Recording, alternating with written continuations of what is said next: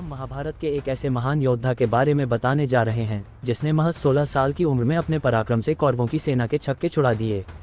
इस योद्धा का नाम है अभिमन्यु, एक ऐसा शख्स जिसके जन्म से पहले ही तय हो गया था कि वो कब मरेगा। उसका वध करने के लिए कौरवों ने युद्ध के नियम भी ताक पर लगा दिए थे। 5 पांडवों में से एक अर्जुन और उनकी पत्नी सुभद्रा का बेटा था अभिमन्यु। सुभद्रा श्री कृष्ण की बहन थी, यानी कि अभिमन्यु कृष्ण का भांजे थे। अभिमन्यु को चंद्रदेव का अवतार माना जाता था। इसका कारण यह है कि एक बार स्वर्गलोक में सभी देवों को अपने पुत्र धरती पर भेजने थे। चंद्रदेव से भी उनका पुत्र धरती पर भेजने के लिए कहा गया। चंद्रदेव ने कहा कि वे अपने पुत्र से ज्यादा लंबे समय तक दूर नहीं रह सकते, इसलिए सिर्फ 16 साल के लिए अपना पुत्र धरती पर भेजेंगे, फिर उसे वापस अपने पास बुला लेंगे। चंद्रदेव का यही पुत्र धरती पर अभिमन्यु के रूप में आया, यानी कि अभिमन्यु के जन्म से पहले ही तय हो गया था कि उनकी आयु महज 16 साल ही रहेगी। अभिमन्यु को महाभारत काल के महान योद्धाओं में से एक माना जाता है। कहा जाता है कि उसके जितना पराक्रमी महाभारत काल में और कोई नहीं हुआ। महज 16 साल की उम्र में उसने अकेले ही कौरवों की प्रमुख सेना को जख्मी कर दिया था।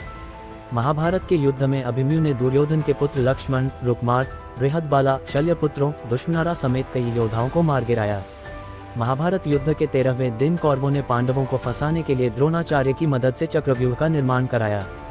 उस युग में चक्रव्यूह को भेद कर बाहर निकलने की कला सिर्फ 4 लोग जानते थे: श्री कृष्ण, गुरु द्रोणाचार्य, अर्जुन और प्रद्युम्न।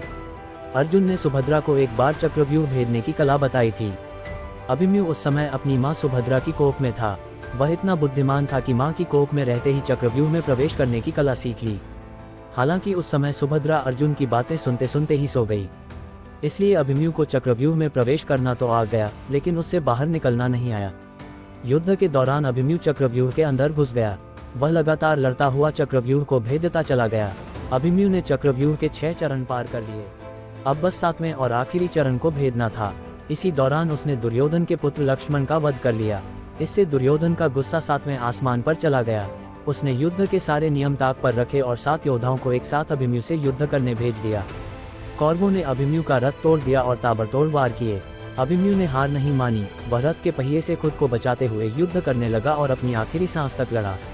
हालांकि कौरव अपनी चाल में कामयाब हो गए और अभिमन्यु की मृत्यु हो गई।